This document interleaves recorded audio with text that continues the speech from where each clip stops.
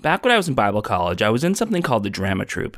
We would go to different churches and youth groups and do little skits about Jesus. I usually played a nerdy guy who gets himself into hijinks, a melodramatic father who lost his son to a drunk driver, and once I played a refugee, and I can only imagine how much that was in bad taste. The Lord moves in mysterious ways, but there's always a reason for what he does. We ended the year by going on a tour of different churches all over British Columbia. On the Sunday of the tour, we were doing our plays after the Sunday morning service, and they said that if anyone was a youth ministry major, they could go in with the youth group for their church. I was, so I did. I get high on G.O.D. The group was run by a volunteer in the church, and I noticed right away that he wasn't teaching from the Bible or some youth group curriculum, but rather a novel called Left Behind. At the time, the series of books was really popular with Christians. They wrote 16 books in 12 years, there was a straight-to-video movie series with Kirk Cameron, and eventually a theatrically released movie with Nicolas Cage. But at the youth group church meeting, this guy was going through the plot of this book like this was the exact account of what will happen.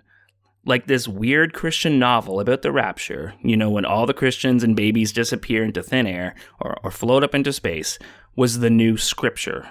I was doing Christian morality skits in multiple churches, and this stands out as the cringiest part of the trip. Is it because I was bad? Is it because I was bad? Is it because I was a bad boy? Is it because I was bad, Grandma? But that's the thing about the rapture. When you really look at it, it's just silly and really dangerous. The rapture. Turns out there is a God.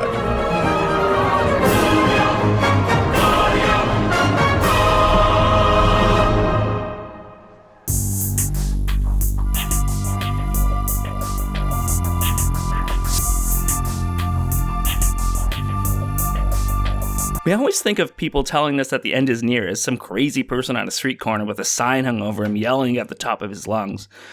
But saying the end is near is actually a mainstream thing for most of Christianity. People are asking, how will it end? When will it end? What are the signs of the times? Does the Bible give us any indication of what might be happening? In the Bible, before Jesus flies up to heaven, he said that some people who are there will not see death before he returns. Then in a later book of the Bible, written when it was obvious that he was taking his time, they said that people misheard that, and he simply meant he would return soon. A lot of Christians believe that this starts with the rapture, where all the Christians in the world, or at least the ones that believe the same way they do, will either float up to heaven or disappear from the earth. And now for 2,000 years we've had popes and preachers and scientists and chickens predicting when this would happen. Yes, I said chickens. In 1806, a hen in Leeds, England, began laying eggs with messages on them predicting Christ's imminent return. Turns out a woman was writing on the eggs and then shoving them back into the chicken. Which I get. Who hasn't been tempted to do the same? I rebuke you! I rebuke you! But one of the biggest examples was something called the Great Disappointment. You see, in the 1800s, there was a guy named William Miller who said he had figured out that Christ would return sometime between March 21st of 1843 and March 21st of 1844. He had a lot of followers, and a lot of people really bought into this. When it didn't happen, some people were still fired up and still thought they could figure it all out, and eventually ended up with different groups like the Jehovah's Witnesses and Seventh-day Adventists. The latter of which refers to Christ's return in their name with the word Adventist. 19, a sign that the world is about to end? Will we have another economic collapse? Is Jesus appearing in different places around the world right now? Did you know that the Bible precisely predicts events surrounding the end of the world?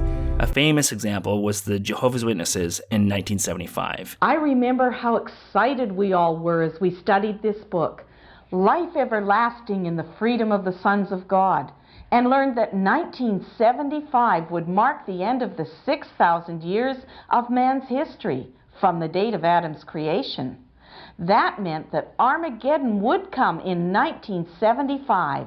But because the end was so close, when Fred and I got married, we decided that we would postpone having children So I believe we sacrificed a lot within the organization. Joni, how many times have they actually predicted it in their writings? At least 8 times. 1874, 1914, 1918, 1925 was a big disappointment for them. 1932 they updated it to. 1941. People put their lives on hold. They may be a little more leery about setting dates, but they are going to tell you that the end is right around the corner. And in Revelation chapter 6, the ride of the fourth horseman includes mention of deadly plague. So the events unfolding around us are making clearer than ever that we're living in the final part of the last days, undoubtedly the final part of the final part of the last days, shortly before the last day of the last days. 'Cause I am Jehovah's most secret witness, so Although, to be honest, I could watch this guy talk for hours. To be sure. A guy in the 80s wrote a book, I guess you'd say, a pamphlet called 88 Reasons Why the Rapture Will Be in 1988, and people lapped it up. There aren't many copies of the book left in Dallas. Bookstores report they sold like hotcakes.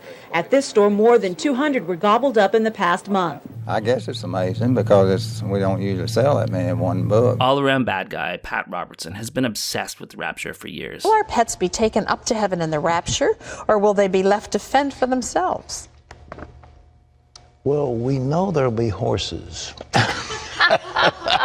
Because Jesus will be riding on a white horse. That's true. No, I think that is true. The army of heaven with Well, think him. of all the fun he had creating animals. I mean, even when Noah... Didn't say anything about dogs and cats. I have no idea what's going to happen, but I doubt very seriously if dogs and cats are going to get raptured. I just don't find that in the Bible. So. Pat Robertson takes an in-depth look at earth-shaking biblical prophecies being fulfilled right now. Startling events foreshadowing the end of the world as we know it. This is Jerry Straub. He's from... Gerard Straub, a former CBN executive, says that at a prayer meeting he taped in 1980, Robertson prophesied that those startling events could begin in 1982. It was a literal time that this was going to happen. In fact, at CBN, we were actively engaged in planning to televise the second coming of Jesus. Pat Robertson gives you insights to events. Robertson believes the second coming of Jesus will follow this ultimate Holocaust.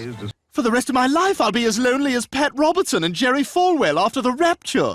Damn it, Jerry, why are we the only ones still here? I don't know, we hated all the right things. Now there's nothing left to hate. I'm gonna hate that rock. No, I'm gonna hate that rock. Let's both hate that rock. I hate you. I hate you too. But one of the most famous ones, or infamous ones, was Harold Camping's May 21st, 2011 prediction. In St. Bernard, what they have is more than a sign. I really hadn't read it, but I think it says the end of the world is coming. It's a sign of the apocalypse. Right here along Vine Street, warning the end of the world is May 21st, just 4 days away. There's just no reason in the world, no possibility that it will not happen. We're children of God, so we long to be with Him. This world has nothing for us. I mean, it's sin-infested, and just pick up the newspaper. And it's like you have no control over anything. It's all in the Lord's hands, and then He gives you this beautiful gift. I can't tell you what I feel right now. I'm just surprised. I don't understand it. And I don't know. I don't understand what happened. You think it's going to happen next year? 2012, maybe. No, this is the year. All the calculations indicate this is the year. It's locked in for 2011. So I don't understand why nothing has happened yet. And I thought these were nuts. People will continue to predict dates or say the rapture is right around the corner until the world ends. The millennial bug jeopardizes our way of life in ways never imagined. Thousands of programmers working round the clock may not fix this problem in time. Such potential mass confusion confirms end-time prophecy. The impending worldwide panic could signal the end of this age and Christ's glorious return, with only months before the moment arrives. Talk a little bit, if you will, about the dream you had last year about an asteroid. Yeah. In Hebrew, the word is akaron, and that means the terminal generation, the last generation. We're there, folks. I keep telling people we're the tribulation generation. We are the last. I'll tell you, it is it, isn't it? I mean, Take a look at the cover of Perhaps Today magazine. That's our magazine, 2012. Has history's final year begun?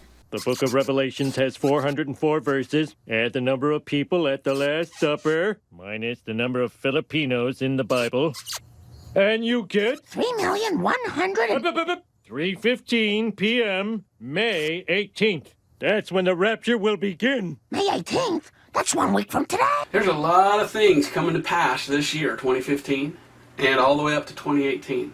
A lot of meteors supposed to be hitting the earth. I tell you, it's a sign of the times. I see the Lord coming, and I see Him coming soon. I cannot believe we're already in the year 2019. This is exciting. I'm surprised we're still here, to be honest with you. I was fingers crossed, hoping, praying, wishing that the Lord Jesus Christ would come back in 2018, and He did not. So we're still here, unfortunately. And I want to start it off with a bang. I figured let's talk about the possibility, the question of, could the rapture be this year? Boy, fingers crossed, I hope so. All right, let's count on our little fingers. 9 months. January, February, March, April, May, June, July, August, September is 9 months from the last Trump. Either this is his last term because he gets another 4 years, or this is the last of Trump. I'm just taking the Bible literally and counting that. The subject believed himself to be a mathematical wizard. Plus 9 equals box, all right? That's where the cat goes. Towards this tail end of 2020, these kind of immunity certificates, or so-called virus immunity certificates, like you can't go out of your house, they're talking about you can't go out of your house unless you've got some sort of testing certificate that you've been tested or that you're immune to the virus or something like that. So it's setting the stage, isn't it, for ultimately this mark here that's going to be you can't buy and sell without this mark. Earth's 6th 1,000-year period will come to an end during year 2028. And during the final 7 years leading up to that time, a very evil man will rise to a global position of power. This man is known in my word as the Antichrist.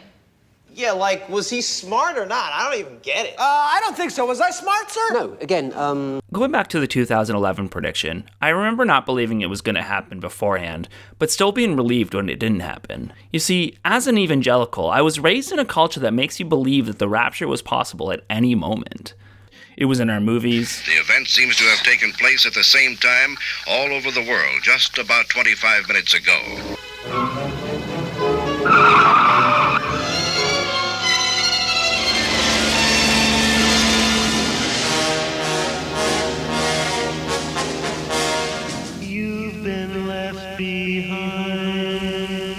From Hal Lindsey's incredible best-selling book comes the film which explores the terrifying prophecies of the Revelations. Is our planet truly in mortal peril? The Late Great Planet Earth, featuring Orson Welles. Left below. Ooh, a He Is Risen production. Where did my Christian limo driver go? My pious husband is missing. The baby I chose to have baptized is gone. Our books. Do you have this in paperback? I do not. Oh, no. So it's just $30? Because the signal's through. Called Left Behind, the series begins with the key event in Revelation, the Rapture, when all believers are taken up to heaven and non-believers are left behind. I encourage every person watching this telecast to get this book at any bookstore. You can get it from John Hagee Ministries. You can get it from Amazon. Anywhere good books are sold. 4 Blood Moons. You read it. You get a copy for every relative you have that does not know the Lord. Because I assure you, this is going to shake them to the core. Wow. In 2029. That's just a little bit of what's in Thomas Horton's book. It's the Wormwood Prophecy. Thomas, talk to me a little bit about what people can do with regard to this if something so big could be so catastrophic. Our music. They say their new computer is the way to control, but what they didn't say is that it costs your soul. Kathy, don't go to the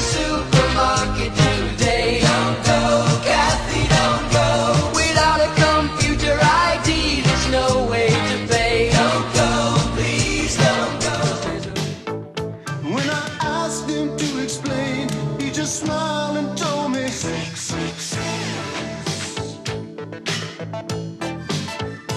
said, Jesus, won't you save me from this evil man of sin? I have read about his future. I don't wanna go with him. When I looked up, he had gone. He had left a note that said,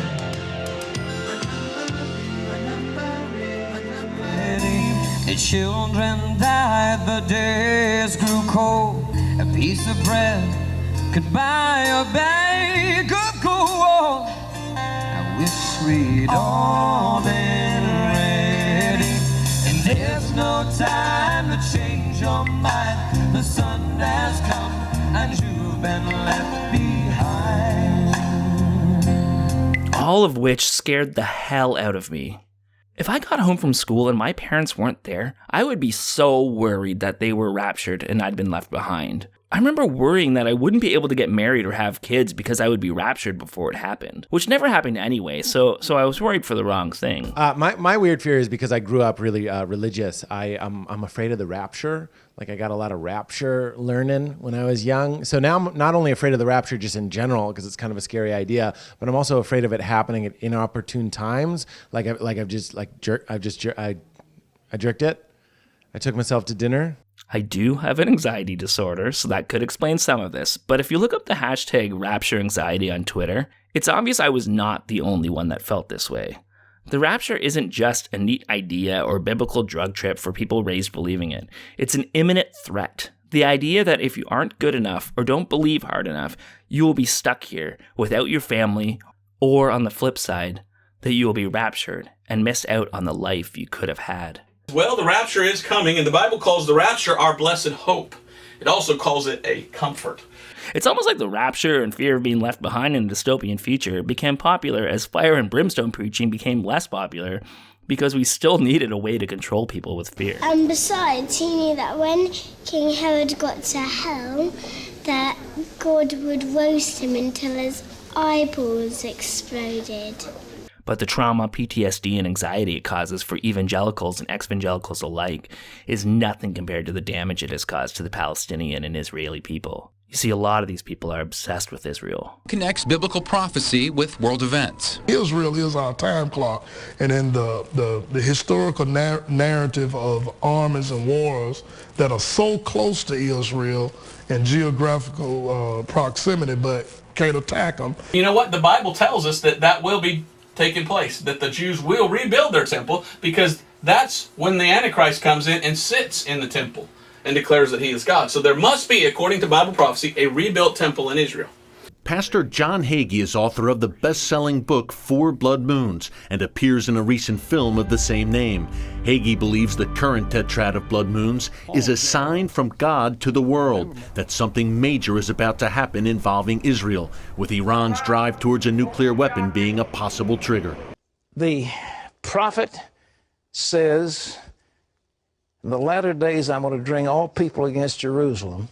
Ezekiel has said, this confederation, led apparently by Russia and the Caucasian people and Iran and Turkey and Sudan, they're all coming against Israel in the latter days. And God says, I'm going to destroy you on the mountains of Israel, and I will then glorify myself in the midst of the nations. This obsession disguises itself as love for Israel while being steeped in anti-Semitism. 1948, the Jewish people reestablished the nation of Israel. God always keeps his promises. And he made another one, a third covenant, with King David. God said that David's kingdom would be established forever through the coming Messiah. We know that future king to be Jesus. That's why Matthew called him Son of David. There's coming a day when his promises to Abraham and David will be fulfilled together. This is made possible because of the new covenant. This new promise was sealed with the blood of Christ Jesus. One day, Jesus will reign from Jerusalem. Isaiah said this new kingdom would be the center of global rule. And Paul said when Jesus returns, all Israel will be saved. God always keeps his promises. This may be the most important prophetic spot in the entire Bible, because the final act of the book of Revelation is going to begin right here at this place. The Bible teaches that Russia, Iran, Ethiopia, Libya, Turkey, and other nations will come down under a UN flag, and they will invade Israel at this particular point. Can you imagine? Thousands of tanks out here in this valley, rumbling, fighting, firing. Can you imagine jet airplanes screaming overhead? The battle is going to be fierce. The horrific multinational fighting this preacher is describing is the Battle of Armageddon, which is supposed to happen right here, just as soon as Israel is a fully Jewish state. Which is why a bunch of Christians in Texas have become the most fervent Zionists on God's green earth. For evangelicals, the most important of the Bible's prophecies is the second coming, when Jesus will return to earth. The Bible doesn't say when this will happen, but it does say where. This is Jerusalem. World history as we know it is going to end right here. Greg Laurie is an evangelical preacher, one of several who meet regularly to advise President Trump. They are the leaders of megachurches with tens of thousands of members. And many of them, including Greg Laurie, preach a belief called Christian Zionism. The idea that the return of the Jewish people to Israel is one of a series of events that will trigger Jesus' second coming. Jesus is telling us that the rebirth of Israel is a sign of the end, not just a sign, it's the super sign. Dr. Hagee also founded Christians United for Israel, or CUFI, which is the largest pro-Israel lobbying organization in America. Even bigger than AIPAC, the organization most people assume dominates the American Israel lobby because it's the biggest Jewish one. What's dicey about CUFI is that a good deal of their money for Israel is spent on buildings and organizations in the Israeli settlements. These are massive Jewish communities built well within Palestinian territory, in violation of international law. The settlements are run by some of the most fanatical Zionists who believe the Bible entitles them to their land, and that ceding any of it back to the Palestinians would be a violation of God's law. God gave them that land. They own that land. When President Trump moved the U.S. Embassy in Israel from Tel Aviv to Jerusalem, the move had more support from American evangelicals than American Jews. The other news swirling around the embassy's move to Jerusalem is what it could signal as part of biblical prophecy. Donald Trump recognized history. He, like King Cyrus before him, fulfilled the biblical prophecy. That evangelical support isn't an accident. The Trump administration courts it. After the administration put out a peace plan that would have given Israel unprecedented control over Palestinian land, the Christian Broadcast Network interviewed Trump's ambassador to Israel. You're talking about opening up the Bible, bringing it back to life in ways that I think your listeners could not even have imagined. It's an opportunity for biblical tourism that I think will grow and flourish in profound ways. The network's coverage followed his lead. Good news in this proposed peace plan. Israel would have sovereignty over many historical biblical sites. For evangelical Christians in America, the Bible isn't just a foundational text. It's a prophetic roadmap that tells the future and shapes the way they view the present. And for an influential group of them, that motivates their support for a foreign policy that they see as affirming those prophecies, and a president who depends on their votes. So we've established that it's silly and it's dangerous, but have I mentioned that most evangelicals don't even agree on how it works? First of all, that word caught up in the Greek doesn't mean to be abducted. It means to be suddenly and passionately understanding of God and responsive to God. So kind of caught up in the moment, so it is more of an accurate thing. The rapture, and that comes from a word rapio, which means I snatched the catching up. To that tribulation period, that's 7 years of time. There is the pre-tribulation view on the top. There is the mid-tribulation view, and then also the post-tribulation view. And when they say pre, post, or mid, it's talking about the timing of the rapture when, according to 1 Thessalonians 4:17, believers will be caught up to meet the Lord in the air, and also the dead in Christ will be resurrected and caught up to meet Christ in the air. It was also the night that the skeletons came to life. They came from under the ground and from all over the... Bales grabbed the preacher's daughter. He aimed to shoot her at my crown. He cocked that crooked hammer back and he brought that hammer down. Exactly. The bones are the skeleton's money. I thought it might be prudent to address the rapture deception. By that I mean the pre-tribulational rapture deception. And really, I see the rapture as a signless event. It's an event that can happen at any moment. It can come at any time, whereas there'll be a lot of signs in this tribulation period that will precede the second coming. So what do? Live our lives. Live it fully. I don't remember where I got this advice, but I feel like it rings true here.